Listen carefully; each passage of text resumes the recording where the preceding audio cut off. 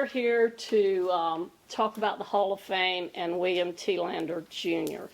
Since 2003, the museum has had a Hall of Fame where we have inducted people that have done so much for our county and also for our state, and we recognize them. Since 2003, we have recognized 42 people. So Mr. Lander tonight will be the 43rd person. His grandfather was inducted into the Hall of Fame. Y'all probably know who I'm talking about, Reverend Samuel Lander, who founded Lander University. The Landers are educators, and they have Mr. Lander that we are inducting tonight is also a major in the Army in World War II and received what? The Bronze Heart. Bronze Heart. Okay.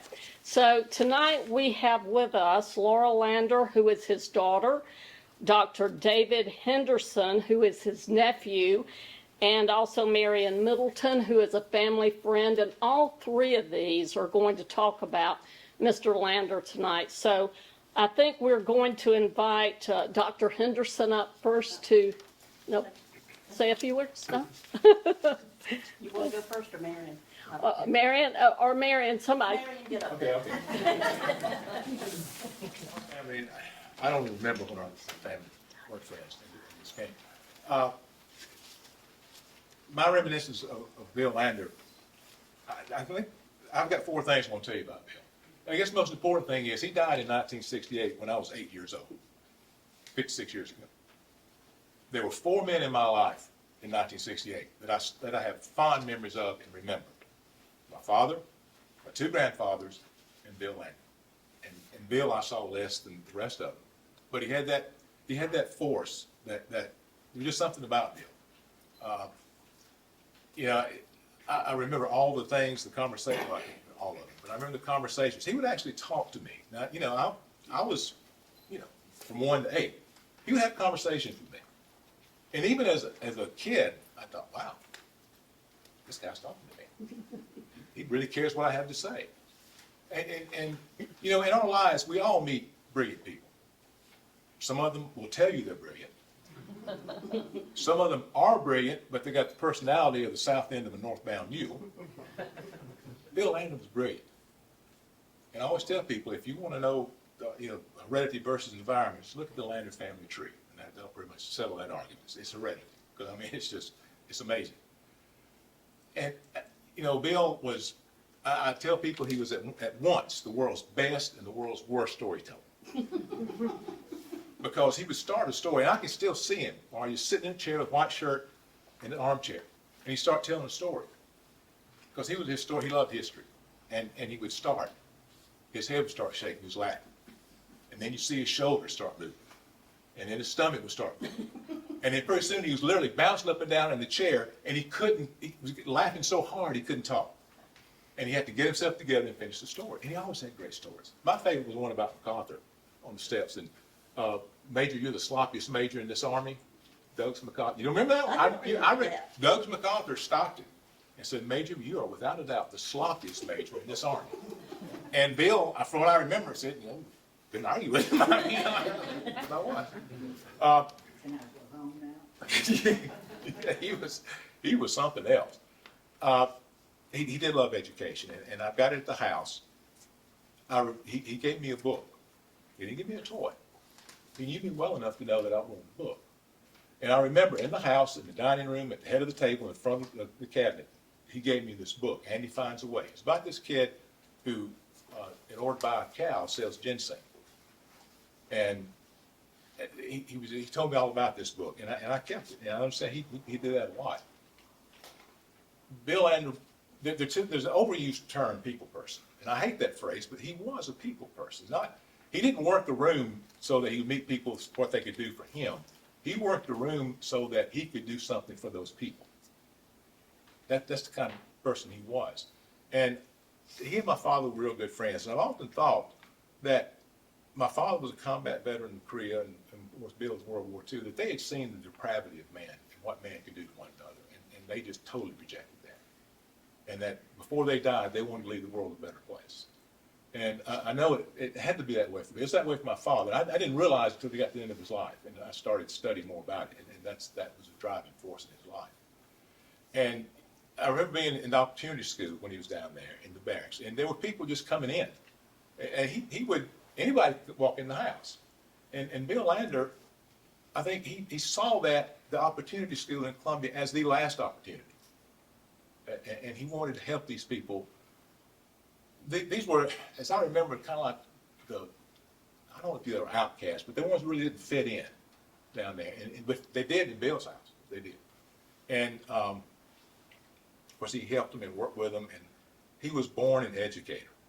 And he was a great and wonderful man. And as I say, if I could say one thing about Bill, is that Uncle Bill. And I was almost, I think, 6, 7 years old when I found out he wasn't really the blood uncle. But it was okay with him. That this little fat, spoiled, rotten kid, he would sit down and talk to. And he was brilliant. I mean, he really was brilliant. But he would sit down and talk to me. That's the kind of guy, and his essence, that's what Bill Lander was. A man who cared about people and wanted to help people and wanted to do things for people. And he didn't need anything. Well, he needed a lot, but he was fine. What can I do for you? He was an educator. He was a teacher. His whole life, he was a teacher. And I guess that's the greatest thing I say about him, Bill. That was one. And I don't know that there's any better summation of the life of Bill Lander than what you just gave. There are a few things that I would like to add, a few things I'd like to emphasize. First of all, that Billy Lander was a teacher. He was a teacher in everything that he did. He taught you by word and by deed. And he, as with you, he talked to me. Sometimes the conversations were not going so well in my favor, but but he did talk to me, and he never missed an opportunity to teach, to show me something about the world, to help me to learn about the world around me. When the news came on, Billy and Olive had a TV that was that big, had a screen that was about. But I tell you what, when the news came on, you didn't open your mouth. You sat there, you listened, you learned, you talked about things. If we had bad weather, there was a lesson there. If we had something happening in the political arena, there was a lesson there. I remember one day we had, Billy and Olive lived on a little knoll on Hardy Street in Williamston. And had some wind that day, and he was talking with me about this wind, and I said, well, it's just wind. And he said, yeah, but wind has so much power. And we got into conversation about that. He got me by the hand, took me outside, put me in K. Bessie. Now, K. Bessie was a 48 Chevy. 1948 two-door Chevrolet that weighed, I don't know, 3 tons. Yes. He put me in that car, and we drove 2 streets over, where it's straight and not hilly. And he sat there and he turned off the ignition, and he said, "Now open your door." And I opened the door, and he opened his door. Car's not running, and all of a sudden, we were moving right along like a ship on the ocean. It scared me to death, and it happened so quickly. And then he stopped. He put on the brakes and he said, "Now, what do you think about the power of wind?" And we talked about that some more. But he was a person who he found a lesson in everything, and he shared that lesson. He was patient. Usually, he did not suffer fools very well. But he was a person who who saw beyond skin color and nationality. My first, Rosalinda Garcia Valenzuela. That was her name. I think I met her once, but that was a friend that he and Olive had made, and she came to visit, and we learned a little bit about her heritage and the way she lived. He cared about everybody, not just those that could do something for him, but what he could do for them. My mother and father were divorced when I was young. So, and that's the good news, because I wound up with a father in Belton. I had a brother who was 11 years older than I was. He acted like he was my father, and I had my Uncle Billy, and Uncle Billy really kind of took on the duties of disciplinarian, and I mean he was also my grammar school principal, and when I was reminded of all the work that he did in counterintelligence, I understand how he knew all those things. The teachers would cry outside the door asking him not to beat me. He never did. But one time my brother, Ken, got in a little bit of trouble. You remember Ken, yep. Got in a little trouble, and Billy said, "Come here, I'm going to whip you." And Kenny took a step toward him, and he stopped. And he said, "Uh-uh." And he took off out the back door. And he climbed this big can tree in the backyard. It's big. And he and Dee had spent, where is Dee? Right here. There you are. He and Dee spent several hours in and around that tree. But this particular time, they had nested up there. They knew the good branches to stay on and so forth. And Billy walked out and he said, "Come down. I'm going to whip you." Kenny started to take another step, and he said once again, "Uh-uh." He backed up and he got real comfortable on that pecan tree, in that pecan tree. Well, one thing that Bill Lander always had with him in the back of his pocket was something to read. He always had a book or a newspaper. He didn't do a thing but pull up a yard chair, sat down, and started to read. Enjoyed himself, cool breeze, sun's going down, breeze getting cooler, sun is getting lower, Kenyon's starting to shake. A little more uncomfortable. And finally, Kenny gave up, came down out of the tree, and met his fate. Never did hurt us. But he was such a man that could do so many things and help so many people and do them all at one time. And you think, how in the world can you do this? How can you give so much attention to a family? He loved his family. And your story about him laughing, Bill Lander had a laugh. And he loved a good joke. He'd sit there and he'd peel the paint off of a tobacco can. Just peel it off a little bit at a time, all the time talking and listening. But he loved a good story, and he did all these things. He was he was teaching. He went on to become a principal. He went to the Opportunity School. He worked in the church. He worked in the community. And he did all these things so well, and you wonder, how do you do that? Because if you do this so much and you do this too, something is going to pull you down. Something is going to be too much. But there was something about Bill Lander that kept that from happening. He had a deep, abiding faith. He had a deep, abiding faith, and that guided him through everything he did, through the love that he had for his girls, through the love that he had for all those around him, through the love he had for his country and the sacrifices that he made. We were fortunate. We were fortunate to have known Bill Lander.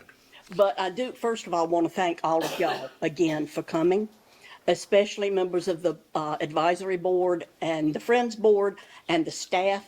Beverly is always saying that she has the best staff she could imagine, but they also have the best director. So I have to praise them and appreciate County Council for supporting this museum. So anyhow, but other than the honorary degree Daddy got from Lander, I can't think of anything that would tickle him more than this, because I know I'm preaching to the choir, but he loved Anderson County and South Carolina, and he loved history, historical museum, and he loved teaching. He had planned, I don't know, some of y'all know this, he had planned to retire from the Opportunity School after another year and go back to Williamston and teach high school history, which is what he really loved, but it didn't happen. But he was service, and, he was in the Counterintelligence Corps in World War II. We tried to find out more about it. He didn't talk much about it other than he wrote a letter home to my mother about the capture of Tojo and told us about visiting Admiral Shimada, who was the guy who planned and executed Pearl Harbor. He ingested poison and was in the hospital, and Daddy visited him there and got some tales. But we tried to find out more, but the Army Counterintelligence Corps information died in a rather interesting and mysterious fire in a warehouse in St. Louis in the 70s. So anyhow. But Daddy, of course, as they said, was born and raised in Williamston, and it was a family of Methodists with a capital M. David mentioned his faith. It was sort of like innate, I think. The family had been Methodist since Wesley's day. An ancestor had hosted Mr. Wesley back in Ireland, and there's a tale about that too. But anyhow, whenever Daddy was asked to speak somewhere, he always used as his text, if it was a sermon, the last bit of the 25th chapter of Matthew. Even as you have done it unto the least of these, my brethren, ye have done it unto me. That was sort of the driving force in his life. And he taught all of us to respect everyone and that we could learn from everybody. And it didn't matter whether somebody came in and was spoke eloquently and was elegantly dressed, or whether it was somebody who butchered the language and was in tatters. Everybody was worth something, and we could learn something from everybody. He also had, as they said, a delightfully warped sense of humor, and when he laughed, he laughed. Like, it was like this thing in A Visit from St. Nicholas and talking about Santa Claus laughing like a bowl full of jelly. Daddy had a bit of a tummy. And so I kind of used to think about that. He never met a pun he didn't love, absolutely loved them. And he absolutely loved watching the Newlywed Game. I kind of hate to say it because it's so dumb, but he loved it because he said it was the silliest thing he'd ever seen.